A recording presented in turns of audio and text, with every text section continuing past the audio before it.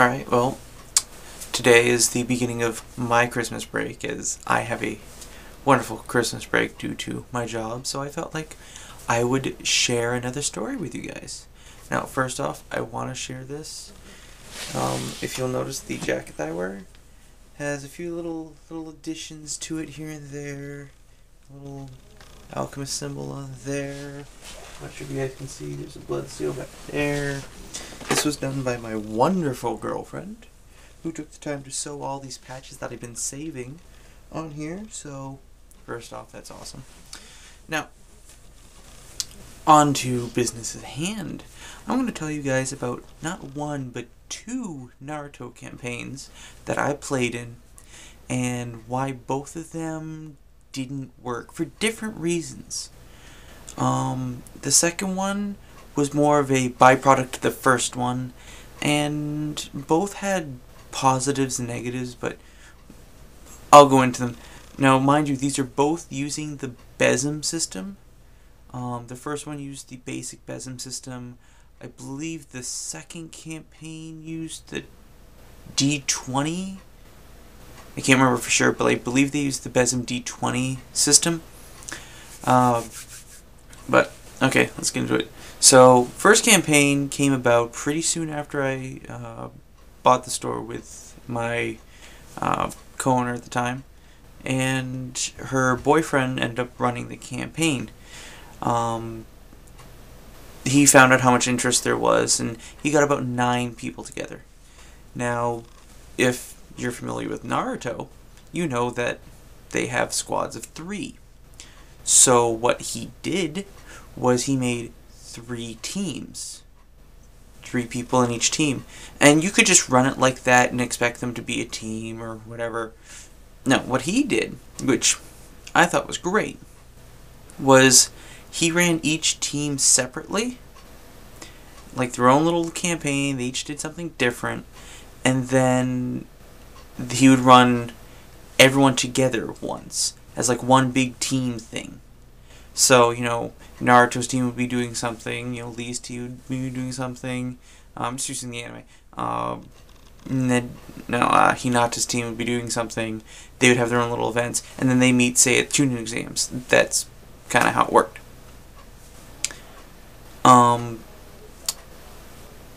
I made notes so I wouldn't forget anything. The character I built, I was very proud of this first character. And what I've made was I built up this character backstory, and as I made it, the character's abilities kind of came into play. So I was like, well, let's say, you know, how Lee isn't very good at, you know, ninjutsu. Let's say that she isn't very good at, you know, making things like seals, like, you know, paper bombs or any sort of, like, anything like the paper. Let's say, like, she just can't make them. For whatever reason, she's just really bad at it. Okay, well, how would someone come about that? Well, they would try and make up for it. And what the character I made was she could infuse objects with chakra, and the denser the object and the larger the object, you know, the more, you know, it would sap her strength, but she could infuse chakra into it to the point where it would explode, and it would explode differently, you know, the more she had trained at it. So if she had a rock and infused it to explode, it could be like smoke bomb. You explode all the little, you know, bits of the rock basically into dust, and just in an explosive force, there's your smoke bomb. She could infuse something to explode, which as I trained it later made it somewhat delay the dust, the smoke bomb. I eventually wanted her to be able to ignite that smoke, just kind of like in like a flash fire sort of thing, just because it's very small. It's like, you know, burning kindling, so it's just and do that to different extents with different objects, see what I could figure out, you know, infuse maybe an exploding kunai, like the entire kunai exploding, you know, splintering out like a grenade, stuff like that. So I was really intrigued by that idea, and I built her character more and more around that. And I really liked the character, and I had her story, like how she, you know, she was I think very anti. I think she was very feminist. Yeah, she was very feminist. But she would completely fangirl around, I believe, Lee. I think it was fangirl on Lee or Guy, like, because she idolized them or whatever. Yeah, and I was very happy with that. And they had basic missions, go investigate this, go do this. Not so much like catch a cat, but not too far off, forward from that. We do a lot of training things in, Konoha, like this is in Konoha. And it was really cool. Like, I felt like I was playing my ninja. The teachers were all previous Genin. Like, I believe Lee was a teacher of one team. I think Neji was a leader of another team. Neither Naruto or Sasuke were a leader. I think Sakura or Kiba, one of those guys. One of them was another leader. And we would very sparsely interact with other members of the universe, but enough that when they showed up, we'd be like, oh. I don't think we ever met a villain of the series, though. Because you'd want to, as soon as they show up, like, we'd want to fight them, like, get him! And then they totally destroy us, because we were still getting. One intriguing mission, and I love this thinking, was he ran a team. Like, I remember being pulled in aside, this was on all team day. He pulled our team aside separately and had us go through this mission that was like, an hour and a half. And we were just told, guard, no. Was it guard? I think we were told to guard a gate. Yeah, we were told to guard a gate. And then, we start getting, like, attacked just, like, spontaneously. Like, he was like, you'll get attacked at some point. Okay. So, finally the attack occurs. I, make spot check, whatever. And, we do the best we can. And then at the end of it, he reveals to us that the team that we fought was this other team. And he'd gotten information from the other team. Excuse me. He got information from the other team and had them run through the attacking version of that. So now he told us, well, you walk me through, your abilities, what you're going to do, what your characters would do. And so we told him, and so the next team came in, and essentially our team fought their team. And then their team fought the next, yeah. And he went full circle. I don't know how he really figured that last one in, but he did full circle. And it was really cool. I loved that idea. Making the teams go against each other without, not everyone knowing about it. And it was really intriguing. The unfortunate part is eventually it got to be too much for him, I think, through, like, this and personal matters or something. Might have been his car broke down at that point. I can't remember. But he had to stop the game, and I was really upset, because I really liked that character. Flash forward to, I believe it was a year later. Yeah, a year later, one of the people who played in the campaign with me made another Naruto campaign. So it's like, alright. I had fun for this one. Can we do this one? Like, sure. But he wanted more of a war-torn sort of, or impending war sort of idea. Like, he wanted a more realistic, gritty Naruto thing. So I was like, well, okay, can I bring my character back? He's like, no, just start from scratch. And I couldn't find my old character's info anyway, unfortunately. It went off somewhere. So I made a new one. I made her all taijutsu based. Very little in ninjutsu, very little in genjutsu. I believe I made her able to detect a lot of genjutsu, though. Very, very anti-genjutsu-ish character. With heavy taijutsu attributes, I believe. It's been a little while. And I think I just made her... Did I just make her antisocial in general? Yeah, just a general, antisocial person. Very quiet, and very, very confident in her abilities. And it started off somewhat similarly. There was a lot more, death in this one. like one of the first ones was a bunch of bandits, and we basically raided their camp and killed a bunch of them. And then near the end, our sensei, and they were all original senseis. This was, oh, I'm sorry, this was in the village hidden amongst the rocks, not in Konoha. This was all original stuff, and it was like the sensei came in and killed all these bandits, before they could really do any of us in. But we took out as many as we could, and there was a goal. There was this chest in one of these tents that we had to find. The killing was optional. Okay, I rephrase it. Optional to me. Mandatory apparently to everybody else. Whereas I could pump chakra into my legs like that. Yeah, I remember I made her very fast. And I had her book into the tent, grab the chest. I think there was like maybe a guard in there, and I may have like done them in, grabbed the chest, and just booked it out of there ASAP. And I got in trouble for leaving my teammates behind, even though they just wanted to keep killing things. There's another one where we had to infiltrate a neighboring country and just go to different towns and collect info on something and come up with like what was going on in that country. And that was really cool. It wasn't combat. We're in another country. We're all in disguise, and we're trying to make our way through. Splitting up in teams of two. It was very, very fun. And of course, we can't really directly contact each other. We just have a set plan. We sneak over the border, do all this stuff, then sneak back across the border. It was really cool. That was really cool. There were relationships with other countries that we were dealing with. He made us interact with our families. That was really cool.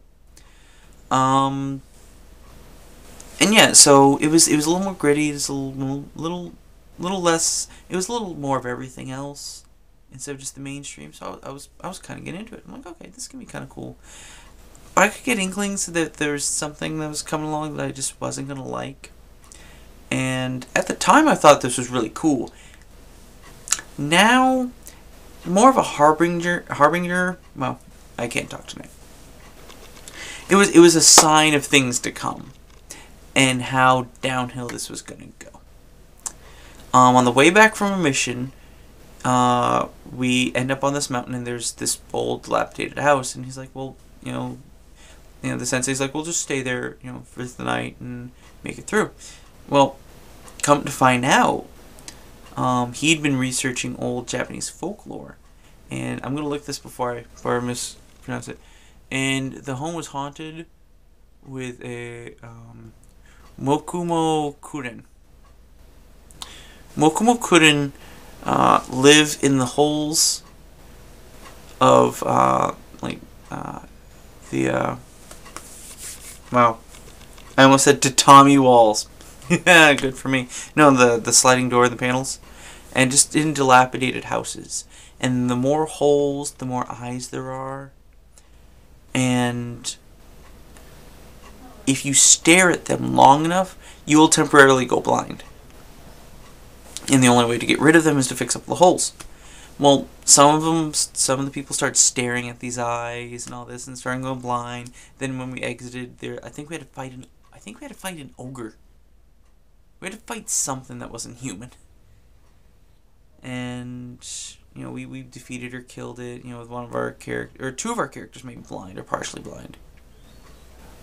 And at the time, we just staying at the if we just stayed at the house that was haunted with those creatures, just to see how we interacted, that would have been awesome. That would have been really just pure roleplay, fantastic. The ogre at the end is kind of what tipped me off. Now I think it was a mission or two down the line, we ended up on this mountain, and we found this entrance to, I think, what we believed was like the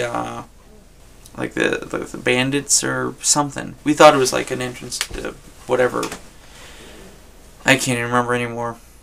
Trust me, the fun stuff's coming up. And we go into this cave, and we're delving, we're looking for traps, and we're checking this. And then I remember we started finding blood in the river, I think. Yeah, like blood in like the stream that was in the mountain. And we're like, okay, this can't be good. So we trek through, and we have to start trekking through the bloody water. So we're like, don't like it, but okay, if it's the only way forward, and we have to keep looking, I guess.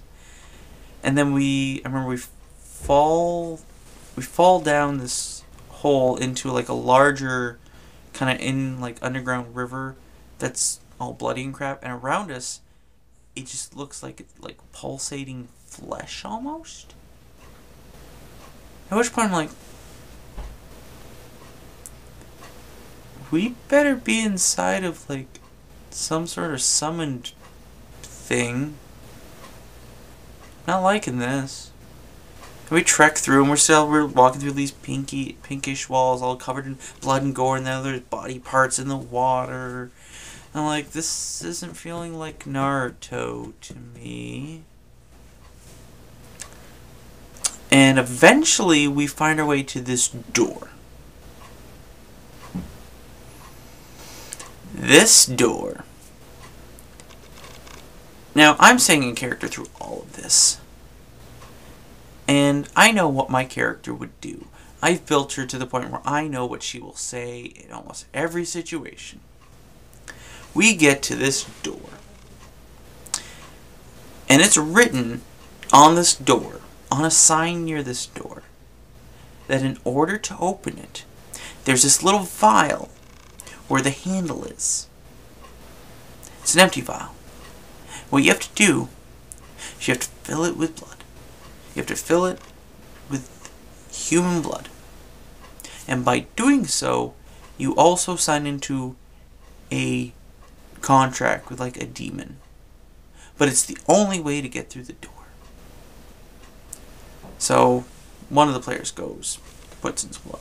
Another player goes, puts in some blood. Another player goes, puts in some blood. Blah, blah, blah. Gets to being my character is the only one that hasn't. And the sensei character that was with us is kind of like, well, come on. And my character's like, no. Fuck that. Well, so when we get through the door. Fuck that. No. Come on, everyone else did it. No. And I look straight at the GM, I'm like, my character would never do this. Well, it's the only way to progress through the campaign. So you're trapping my character in demonic possession, which she would not do, to further venture into a mountain that she doesn't want any more part of. You're not giving her any choice in the matter. You're forcing her to make this choice. Yeah. Yeah, he was. I was like, well, get someone else to give her blood. Well, they gave all the blood they really can. How big is this fucking vial? I know people who can donate, like, fucking bags of blood. This is a vial. And there's 6 of us? We can't fill a fucking vial? So I'm pissed off now. I'm like, you know, fucking fine. I'm not fucking talking to any of you after we get out of here. Put some blood in. We go in. There's like these slaves pushing this cart around, and there's body parts still. And we're told there's this demon lord up here. There's cultists over here.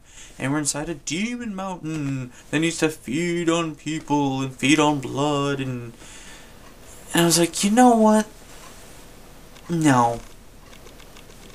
Just no. This is Naruto. We were doing fun roleplay. We were doing all this fun stuff. You're gonna force us at this point to sign contracts with demons against our character's will. And if it was just like forcibly by like some boss that we'd fought who cursed us near the end, okay. But we're probably like 3-4 months into this campaign, maybe more. And he's forcing us to make this choice in an area where my character doesn't want to be in. I didn't want anything to do with that campaign after that. Fuck it. No. So and I'll be honest, I can't remember if I left the game after that, or if the game ended for whatever reason. But no, fuck it. I wasn't going back. You don't fucking do that to my character. And I told him, I remember telling him specifically, I don't play in the campaign anymore. No. That was horseshit. Well, I don't think I said horseshit. I was thinking horseshit. Don't think I said horseshit. But, and I was upset too, because that's 2 Naruto campaigns down the drain.